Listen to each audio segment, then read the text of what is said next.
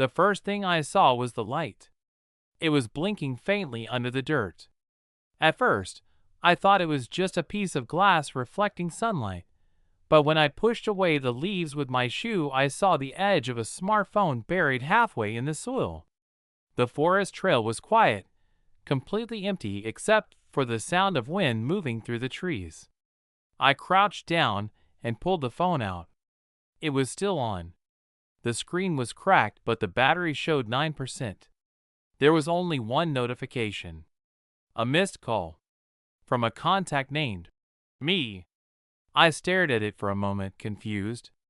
The time of the call was exactly 3 minutes earlier, which was strange, because I hadn't even touched the phone yet.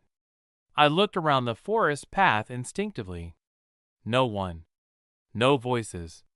Just trees stretching in every direction. Then the phone vibrated. The same contact called again. Me.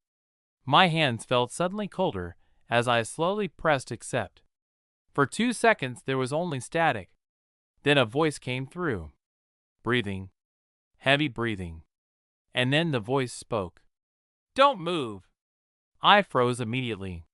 The voice sounded familiar. Too familiar.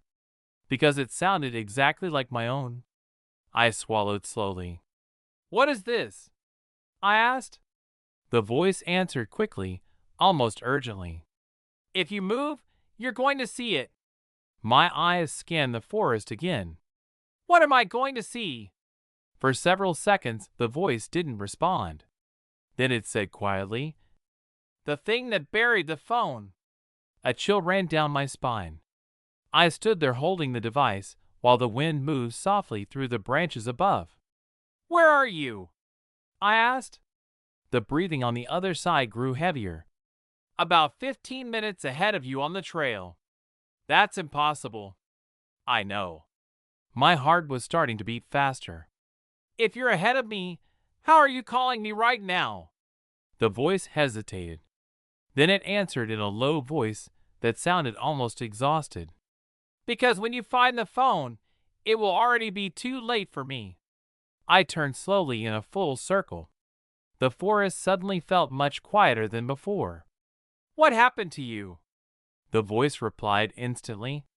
"I ran." "From what?" There was a long pause. Then the voice whispered something that made every muscle in my body tighten. "It doesn't like when people turn around." My eyes moved slowly behind me. Just trees. Just shadows between them. Then the voice shouted suddenly through the phone. "Don't look back." But it was already too late.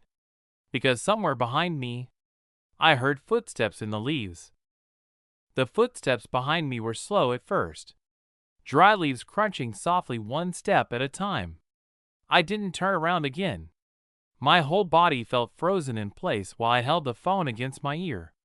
My own voice on the other end whispered quickly, "Start walking. Slowly. Don't run." My heart was pounding so hard it felt like the sound would echo through the trees. "How close is it?" I asked quietly.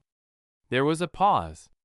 I could hear whine through the speaker and distant branches snapping somewhere far away. Then the voice answered. "Closer than it should be." The footsteps behind me continued. Slow. Heavy. Not like a person trying to sneak. More like something that didn't care if it was heard. I started walking forward along the trail exactly the way the voice told me. One step. Then another. The phone trembled slightly in my hand. "You're following the path I took," the voice said. "Good. Don't leave the trail." I looked ahead through the forest. The narrow dirt path curved slightly between tall trees. Nothing moved in front of me. Everything looked completely normal. But behind me the footsteps stopped. The sudden silence made the air feel heavier. "It stopped," I whispered. The voice inhaled sharply. "Don't turn around." I kept walking. My eyes stayed fixed on the path ahead, but every instinct in my body was screaming to look behind me. "What is it?" I asked. The voice didn't answer right away. When it finally spoke, it sounded more frightened than before. I don't know what it is. My chest tightened. You saw it, though.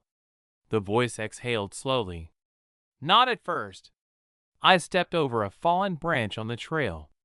The forest looked darker now, even though the sky above the trees was still bright. What do you mean, not at first? I asked. The voice replied quietly. At first, it just sounded like someone walking behind me. A cold feeling spread across my back. Just footsteps? Yes. The voice paused for a second. But footsteps don't keep the exact same distance for 20 minutes. My grip tightened around the phone. 20 minutes? It never got closer. Never farther. Just stayed behind me. The forest around me was completely silent now. No wind. No birds. Nothing. When did you finally see it? I asked.